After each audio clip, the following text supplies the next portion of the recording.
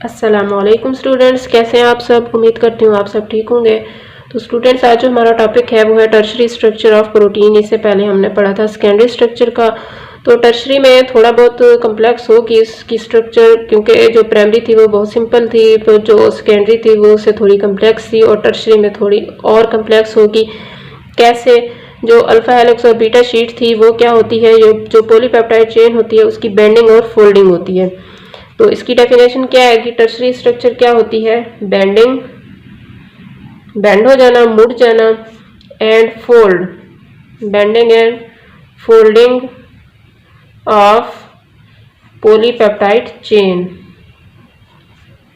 Bending और folding को किसकी? पॉलीपेप्टाइड चेन की, उस चीज को कहते हैं टर्शरी स्ट्रक्चर ऑफ प्रोटीन। कैसे बेंड होती है, ये फोल्ड होती है? फर्ज करें ये इस तरीके से होती है। अब ये बिल्कुल सीधी जा रही है तो ये बेंड हो जाएगी, फिर ये ऐसे जा रही है, फिर ये बेंड हो जाएगी, और फिर ये ऐसे बिल्कुल सीधी जाएगी, उसके बाद फिर टर्न हो जाएगी, बेंड हो जाएगी। तो इस तरीके से ये क्या करती है? बेंडिंग और इसकी फोल्डिंग होती है। तो इस चीज को कहते हैं टर्शरी स्ट्रक्चर। और ये जो स्ट्रक्चर बनाती है उसको कहते हैं ग्लोबुलर स्ट्रक्चर। क्या कहते हैं? Globular structure. और ये जो ग्लोबुलर स्ट्रक्चर होती है ये होती है टर्शरी कन्फर्मेशन। क्या चीज आगे बनाती है? Tertiary conformation.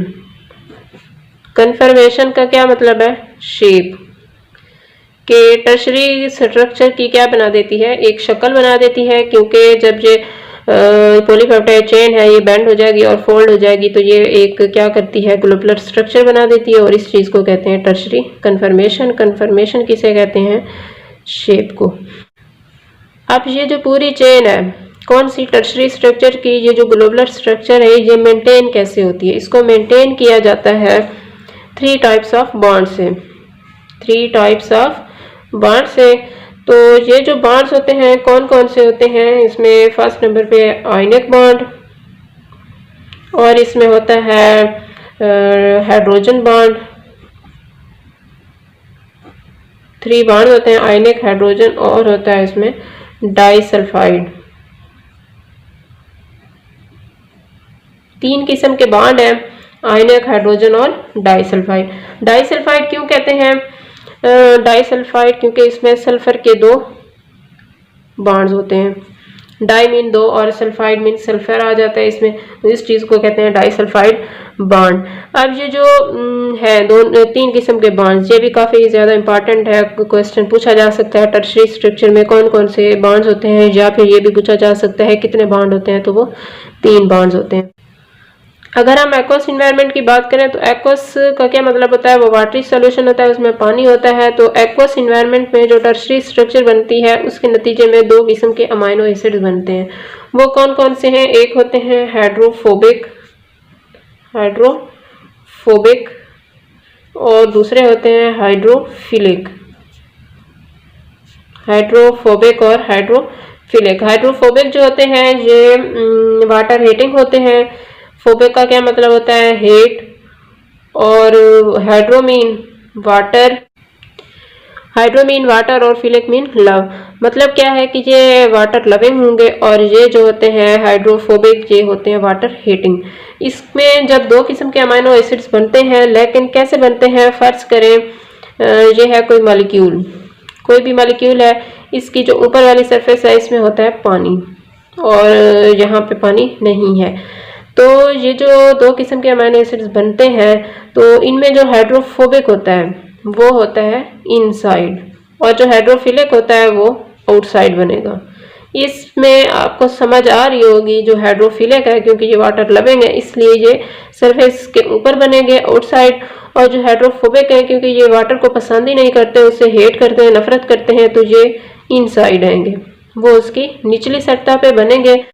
अब टर्शरी स्ट्रक्चर में आपने क्या देखा है? जो पॉलीपेप्टाइड चेन थी उसकी बेंडिंग और फोल्डिंग हुई, उसके बाद इसमें क्या किया है? कॉम्प्लेक्स स्ट्रक्चर बना दी, इसमें ग्लोबुलर स्ट्रक्चर बन गई, टर्शरी कन्फर्मेशन इसे कहते हैं। इसमें 3 किस्म के बॉन्ड्स हैं, आयनिक है, हाइड्रोजन और डाइसल्फाइड।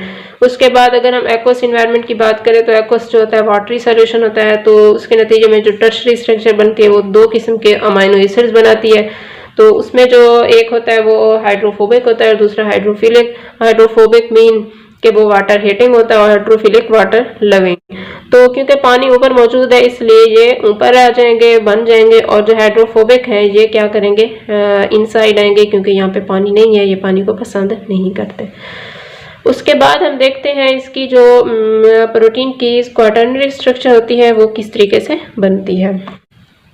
अब ये है इसकी क्वाटर्नरी स्ट्रक्चर। क्वाटर्नरी में आप देख रहे होंगे ये बहुत ही हाईली कम्प्लेक्स स्ट्रक्चर है। किस तरीके से ये अरेंज हुई है, इसमें बहुत सी जो टर्शरी स्ट्रक्चर है वो एक दूसरे के अंदर आपस में मिलकर एक दूसरे के साथ वो बॉन्ड बनाती हैं, एग्रीगेट होती हैं, हेल्ड टुगेदर होती हैं, तो ये बना देती हैं quaternary structure. When polypeptide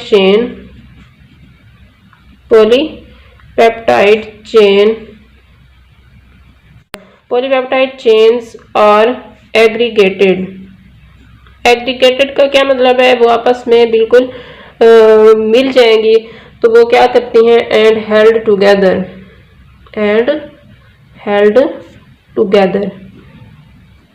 Then polypeptide chains are aggregated and held together by, किसके जरिए वो जुड़ेंगी, क्योंकि ठीक है वो आपस में मिली हुई तो है लेकिन उसमें इंटरेक्शन भी तो कोई होगा, ऐसे तो वो नहीं जुड़ी हुई।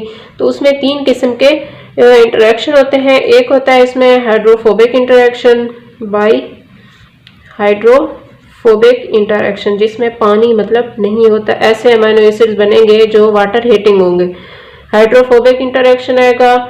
और इसके अलावा जो इसमें 2 किस्म के बॉन्ड बनते हैं वो होते हैं हाइड्रोजन बॉन्ड होता है इसमें, इसके अलावा हाइड्रोजन बॉन्ड के साथ साथ होता है आयनिक बॉन्ड। अब इन 3 तरह के जो इंटरेक्शंस हैं इसके नतीजे में ये क्वाटर्नरी स्ट्रक्चर बनती है।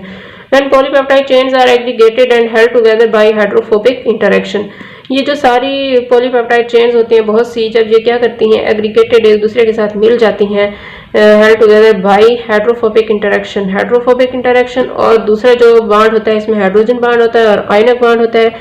इसके नतीजे में जब ये सारी आपस में मिल जाती हैं तो इसको कहते हैं क्वाटर्नरी स्ट्रक्चर। इसकी बेस्ट एग्जांपल है हीमोग्लोबिन।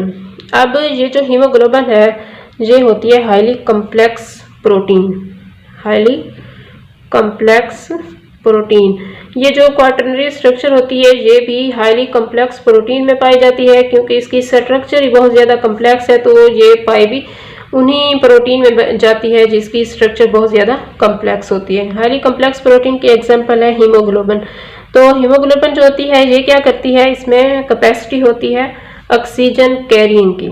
ये क्या करती है, ऑक्सीजन को कैरी करती है, कहाँ के लेके जाती है, जहाँ पे उसको ऑक्सीजन की ज़रूरत होती है।